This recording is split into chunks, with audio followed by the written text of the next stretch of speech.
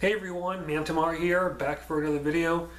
And in this video, I will be discussing my thoughts on the Ghost in the Shell live action trailer and comparing it with the 1995 film Ghost in the Shell after rewatching it last night and getting a basic point of view of what the animated movie is, because it's been 20 years since I've seen the film, and I thought to myself that if I'm going to judge this trailer, then I should really sit down and rewatch the 1995 movie so that I can give an accurate viewpoint between both. Okay. To start off, in terms of casting, I strongly believe that this film should have casted an Asian woman to play the main character of Major. I have nothing against Scarlett as an actress. She's a talented woman. I've seen plenty of her films and think she's an amazing actress. My issue is that I don't think she was a good fit for this movie. Another nitpick goes to the studio here, where they flat out said they're going to use CGI to make Scarlett look Asian. I mean, it's bad enough that they're doing the whitewash with this, but now they're going to use effects to make her look like a different nationality. Why not just cast an Asian woman to play the character? That's what irks me here. Another thing is, they get the character of Major wrong in the trailer. First of all, the character is an android. So I mean, if you've seen the animated movie, if you've read the manga, if you've seen the TV series or the upcoming, I don't know if the new movie is out yet. I know it comes out this month, and there's other animated movies for Ghost in the Shell, but you would know that the character is an android. So, in fact, they point that out later in the trailer and show that her being built.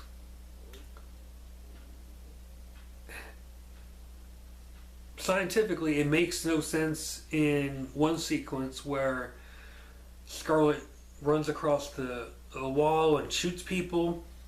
One, in terms of machinery, that can't happen. The weight of the mechanics would cause the body to go straight to the ground after making that feat, or attempting to make the feat of running across. Second, the character doesn't even do that in the animated movie. If that scene is based off an early scene in the 1995 film, then it's completely inaccurate. Because in the animated film, the character gets naked, drops off the top of the building, and shoots her target 3 times, with the third bullet eviscerating the head completely. It's a pretty straightforward action moment. Whereas, I mean, assuming that the trailer is telling us that is their interpretation of the early scene in the movie at the very beginning, they get that wrong. They get the character of that part wrong. Another part is that they show in the trailer Scarlett kissing another woman. Now, in the animated movie, doesn't even do that. They never give us any interpretation that Major, what her sexuality is, if she's even attracted to men or women. They never do that. What I took away from that was they're using that card to basically, say to their male audience, there's women kissing in this movie, so go see the movie. They did that. They've done that in other movies in the past, where it's directly meant to engage people, to say specifically to the male audience, go, two attractive women are kissing, give us your money.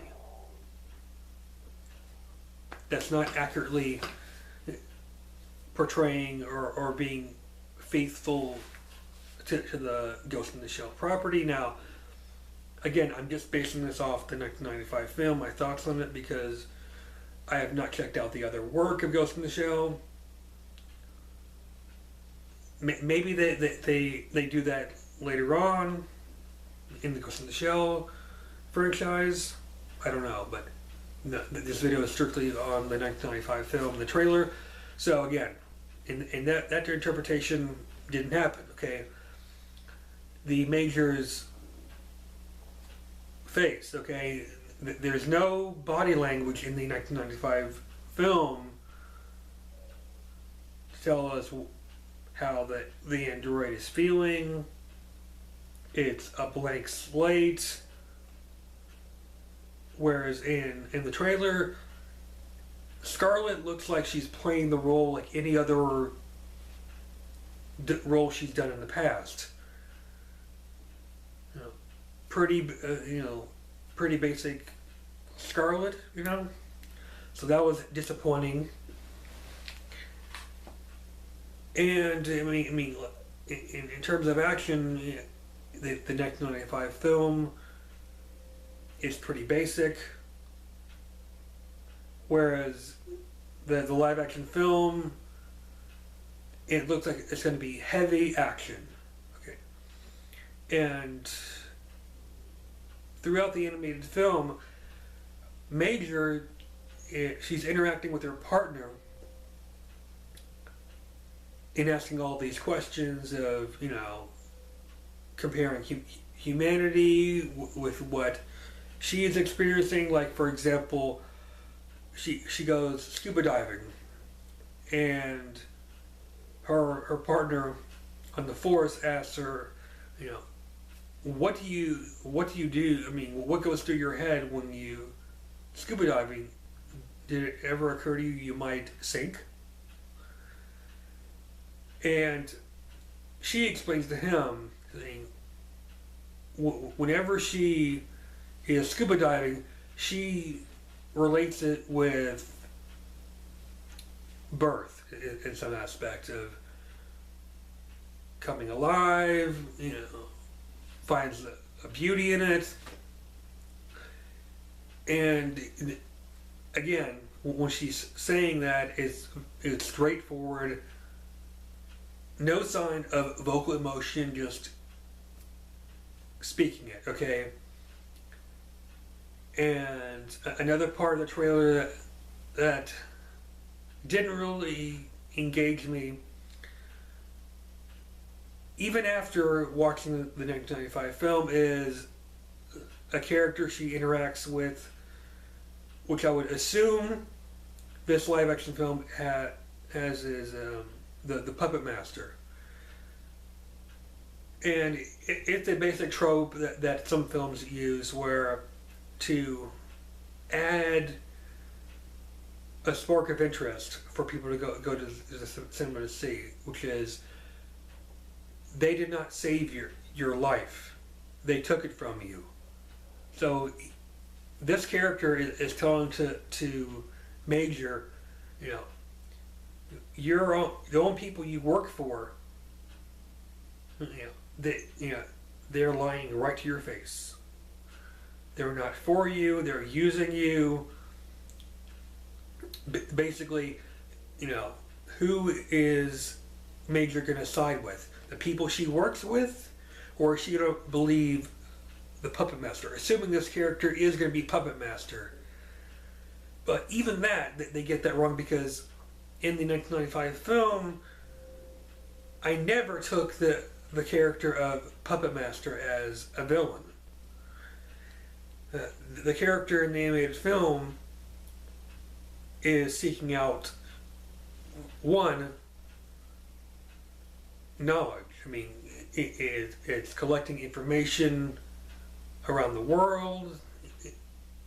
It speaks very philosophically with Major. In fact, the one of the last moments in the climax of the film, of the animated film, when Major is jumped into the android body that Puppet Master is taking control of, they have this long talk where he's saying, you know, you and I are a lot more alike than you think, you know, and speaks about humanity, how they feel, and never comes across as having any malice or anger toward humanity, just intrigue. And in some ways that scene came across as parenting to me. You know, a mother or a father instructing their son or daughter in growing up. And there's even a part where the Major asks Puppet Master, if I let you take control of me, will I still be me? And Puppet Master explains, you know, there's no guarantee to that. All I know is that you'll gain more information from me if you do this. Whereas, again, if the live action film goes in this route that I think that they're going to do, which is have this character that's telling Major they're using you, they're lying to you as a villain.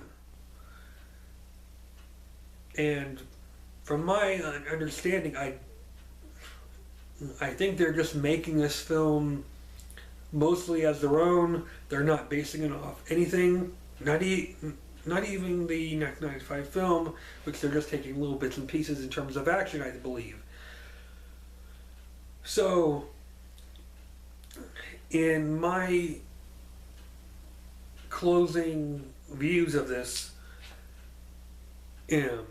if I were to be making this film, or what I would want to see, okay, I feel that this live action movie should be based off the 1995 animated film mostly, but since the animated movie leaves a few things unanswered and not explored, they could both be faithful to the 1995 film and make it a bit different by exploring some of the things that were not expanded upon in the animated movie. One instance is one character that in the film is being questioned by police. He works for the city's garbage company, where he rides around with someone else and is picking up the garbage, and he's saying to his co-worker, you know, I've got a daughter, I think he's in the middle of a divorce battle or a custody battle, or maybe it's after the divorce, and he's gushing over his daughter, you know, proud to be a father, as a photograph. And when he's being questioned, he's saying, you know, the police are telling him, you don't have a wife, you don't have a daughter. This whole thing was a fantasy. I feel that could have been, that could be expanded upon in a live action interpretation, you know, because very little is said about that.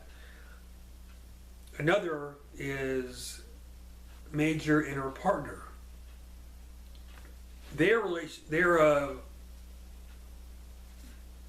working together in the animated movie, it's limited. I mean, they have dialogue when there's not even any action, but the live action movie could expand upon that. And I feel that the live action movie should be rated R to have it more close to the animated movie, because, like I've already stated, there's some violence in it that's a little over the top, and some nudity in the film. So, look at Deadpool. It's a comic book film that's rated R. And from my understanding, I don't know if it's based on any comic book storyline, but it was very successful. I enjoyed it in the theater. So, in my point of view here, an honest look at the trailer and comparing it with the live action, comparing it with the 1995 film, I don't have any high hopes for this movie. Now, it'll make some money, but that depends. Dragon Ball Evolution bombed, but it bombed for two reasons. One, the protest, and two, it's a widely known anime.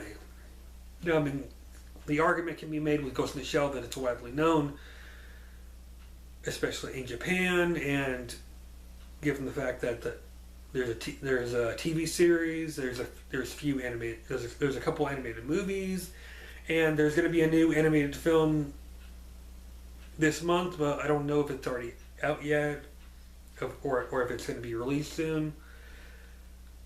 So that still has to be taken into account of is it going to do well or not.